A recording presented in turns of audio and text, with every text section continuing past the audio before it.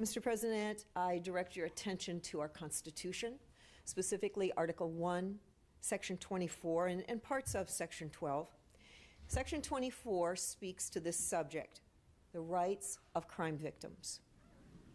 It begins by saying, quote, "Crime victims, as defined by law, shall have the following rights," end quote, and then continues on, quite long, defining the rights of crime victims.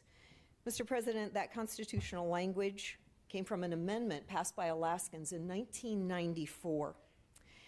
It spoke, obviously, to the victims of crime. Many of us in this chamber voted on that constitutional amendment in 1994. It made clear mandates that the victims of crime, quote, had the right to be treated with dignity, respect, and fairness, end quote, during the criminal and juvenile justice process. The language also said, and I quote, "the timely disposition of cases following the arrest of the accused," end quote, was also a right of crime victims. Now, it's been a generation since that constitutional amendment passed.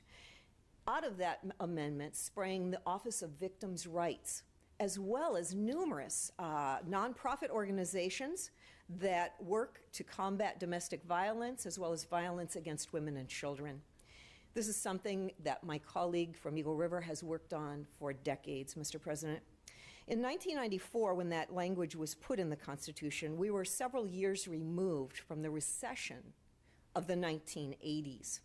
There was a crime wave during that recession. You may remember, Mr. President. In those days, we had serial killers, record homicides, sexual assaults, home invasions, and robberies. There was one particular home invasion, Mr. President, in 1985, in which 3 elderly, innocent people lost their lives. I won't recount the details. However, I will say that those elderly victims lost their lives to violent criminals who were very young, just 14 years and 19 years, to be specific, Mr. President. Mr. President, that was one crime, one point in time that continues to affect those victims' families today. They bear the scars of that illogical violence visited upon their parents and their aunt. It's important as we look at criminal justice reform, Mr. President, that we as legislators and representatives of the public remember those surviving families irreparably harmed by the crime of murder. When the funerals and the trials are over, the victims' families are often alone. Their painful memories are revived, understandably, when parole hearings begin to take place.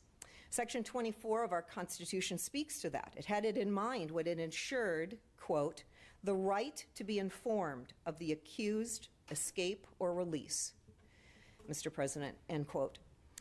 Mr. President, as a Christian, and I know you share that value, I believe in the possibility of redemption. Absolutely. In fact, when I'm speaking of redemption, I'm thinking of restitution. And that can happen in crimes such as vehicle theft and fraud. Those are crimes, absolutely. But it is possible for redemption.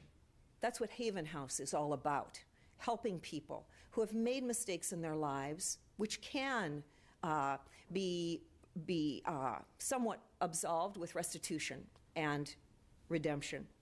But we should remember, in making those necessary reforms, that we keep in mind the victims of the taking of innocent human life, Mr. President. It's a serious transgression that reverberates across generations.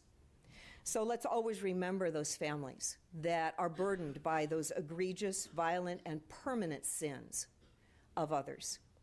Remember the innocent victims of crime, of violence, murder, and their families, as we strive to make the world better and more just.